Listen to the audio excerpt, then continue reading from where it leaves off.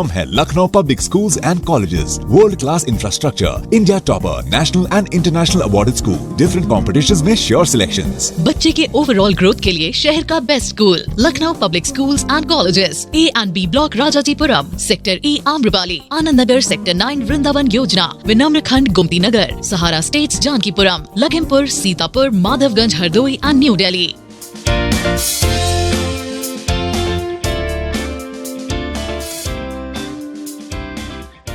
Samajwadi Party हमेशा से ही महिलाओं के हक की बात करती है। समाजवादी पार्टी जो जमीनी मुद्दे हैं उसको सरकार के सामने उठाती है, जिससे सामाजिक गतिविधियां न बिगड़े और हमेशा सद्भावना बनी रहे। ये बात सपा कार्यालय पर गोष्ठी को संबोधित करते हुए सपा की राष्ट्रीय प्रवक्ता सुमैया राणा ने महिलाओं से कही। सुमैया राणा मुनव्वर राणा की बेटी हैं, जो सीतापुर सपा कार्यालय पर बैठक में भाग लेने आई थी। उन्होंने कहा कि भाजपा सरकार में महिलाओं को कोई हक नहीं दिया जा रहा, कोई भी महिला अपने को सुरक्षित महसूस नहीं कर पा रही है। प्रदेश में पूरा जंगल राज चल रहा है। लहरपुर विधायक अनिल वर्मा ने भी गोष्ठी को संबोधित करते हुए सपा की नीतियों के बारे में महिलाओं को बताया। कार्यक्रम आयोजक पूर्व विधायक राकेश राठौर ने कहा कि महिलाओं को हर कार्यक्रम में बढ़ चढ़कर हिस्सा लेना चाहिए, क्योंकि समाजवादी पार्टी ही महिलाओं की आवाज उठाती है। इस दौरान पूर्व जिला पंचायत सदस्य महेंद्र यादव, जय सिंह यादव, मदन लाल कनौजिया, मसूद आलम, आशुतोष यादव, गगन राठौर, आकाश राजवंशी, मुनेंद्र चौधरी, रत्नम राठौर, सुशांत कुमार, राधेश्याम, शमीम बानो सहित तमाम लोग मौजूद रहे। आपका कार्यक्रम था, क्या था? ये कार्यक्रम महिला कार्यकर्ता कार्यक्रम समाजवादी पार्टी की तरफ से आयोजित किया गया था, जिसको पूर्व विधायक श्री राकेश राठौर जी ने और हमारे अभी के विधायक वर्मा जी ने आयोजित किया। और इसका मकसद साफ ये था कि जो कमियां पिछले चुनाव में रह गई हैं उनका मंथन करना। उसके अलावा ये क्योंकि अल्पसंख्यक महिलाओं का कार्यक्रम है स्पेशली, तो इसमें तमाम ऐसे मुद्दों पर जहां पर अल्पसंख्यक इस वक्त अपने आप को जो डरा सा महसूस कर रहा है या उसको डरा हुआ महसूस कराने की कोशिश की जा रही है मौजूदा सरकार के द्वारा, उस पर बातचीत करना और तमाम ऐसे मुद्दे हैं जिनके बारे में चर्चा करना ही इसका मुख्य वजह है। क्या लगता है समाजवादी पार्टी नगर पंचायत के चुनाव आने वाले लोकसभा चुनाव में कैसे लड़ेगी? देखिए, हमारा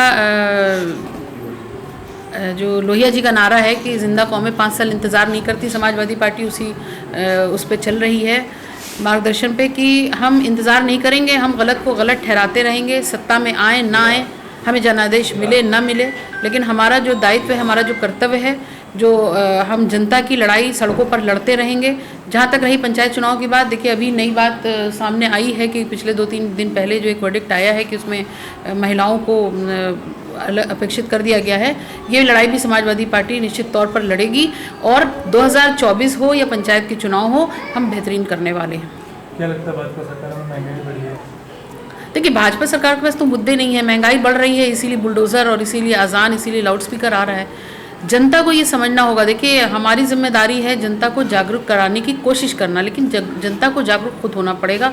ये एक ऐसे संवेदनशील मुद्दे पर बात करते हैं जो सबके दिलों के अंदर है। जाहिर सी बात है, भारत एक सांस्कृतिक देश है जहाँ पे धर्म और भावनाएं ये बहुत ज़्यादा क्लोज होती हैं एक दूसरे से, लेकिन इन्होंने उसी को छेड़ा है, उसी का ये रोटी खाने की कोशिश कर रहे हैं। लेकिन ये बहुत दिन तो नहीं चलेगा। एक बार जनता छलावे में आ जाएगी, 2 बार आ जाएगी। जिस तरह महंगाई, शिक्षा, बेरोजगारी, जिस तरह स्वास्थ्य सेवाएँ जर्जर हैं, जिस तरीके से आप देखिए कि काशी में ये जाके ज्ञानवापी की बात कर रहे हैं, लेकिन उसी जगह BHU में जो जर्जर व्यवस्था है वहाँ की, जहाँ पर मरीजों के लिए पलंग नहीं है, जहाँ पर स्ट्रेचर्स नहीं है, जहाँ पे ऑक्सीजन की कमी है, ये उस पर बात नहीं करेंगे, क्योंकि इनके पास उसको सुधारने के लिए ना तो इनके पास फंड होगा, क्योंकि इन्होंने अपने पास जेबें भर ली हैं और यहाँ के मोटे आसामियों को कर्जा माफ़ी करा के और बाहर भेज दिया है। तो मेरा साफ ये कहना है कि जब इनसे बात आप करेंगे शिक्षा की तो ये बुलडोज़र ले आएंगे, जब इनसे आप रोज़गार की बात करेंगे तो ये लाउड स्पीकर ले आएंगे, जब इनसे आप कोई और बात विकास की करने लगेंगे, महिलाओं के सम्मान की बात करने लगेंगे तो ये हिजाब ले आएंगे। तो इनके पास ऐसे मुद्दे हैं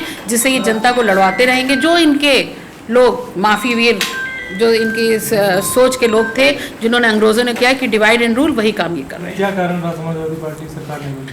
देखिए, सरकार न बनने की बहुत बड़ी वजह सबसे बड़ी ये है कि इन्होंने पूरी सरकारी मशीनरी का गलत फ़ायदा उठाया है।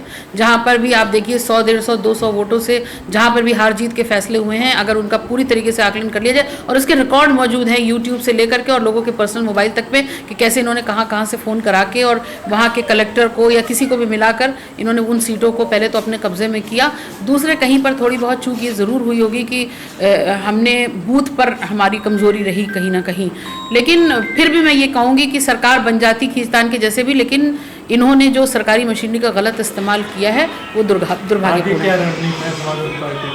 बिल्कुल, देखिए, हमारे राष्ट्रीय अध्यक्ष अखिलेश यादव जी हमेशा अपनी कमियों से या अपने किए हुए पिछले कामों से सीखते हैं, क्योंकि वो नौजवान हैं और उनका विजन बहुत बड़ा है। तो वो उन सारी चीज़ों पर मंथन कर रही है समाजवादी पार्टी, और बहुत जल्द उस पर एक बड़ी मीटिंग होने वाली है राष्ट्रीय अध्यक्ष जी द्वारा, और फिर वो निर्देश मिलेंगे कि कहाँ पे कब जो चूक हुई थी या कहाँ पे हमें मजबूती से और जा करके काम करना है, वो सब लोगों को पता चल जाए। कौन मुख्य अतिथि था, क्या पूरा कार्यक्रम था आज? ये 14 अप्रैल को माननीय राष्ट्रीय अध्यक्ष जी ने आह्वान किया था कि पूरे उत्तर प्रदेश में डॉक्टर अंबेडकर जी की जयंती को बड़े हर्षोल्लास और धूमधाम से मनाया जाएगा, और विचार गोष्ठियों का भी आयोजन किया जाएगा, जिसमें डॉक्टर अंबेडकर और समाजवाद नामिक विषयों के ऊपर गोष्ठी की गई थी। वहीं से सीतापुर जिले से भी उसी कार्यक्रम की श्रृंखला में ये धीरे धीरे आज 7वां कार्यक्रम है।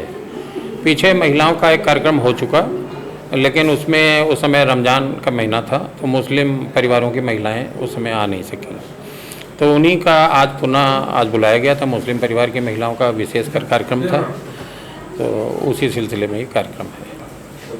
क्या कहना चाहेंगे महिलाओं को लेकर? अब ये जो यहाँ पे जो लोग आई हैं वो समाजवादी पार्टी के वोटर हैं, लेकिन हम लोग किस तरीके का प्रयास करें कि ये वोट और बढ़े। आज वर्तमान में भारतीय जनता पार्टी जिस तरीके की नफरत का भाव फैला रही, किस तरीके से हम उसको रोकें, किस तरीके के उनकी दमनकारी और देश विरोधी नीतियों का हम लोग विरोध करें, उसी के संदर्भ में हम लोग चर्चा कर रहे हैं।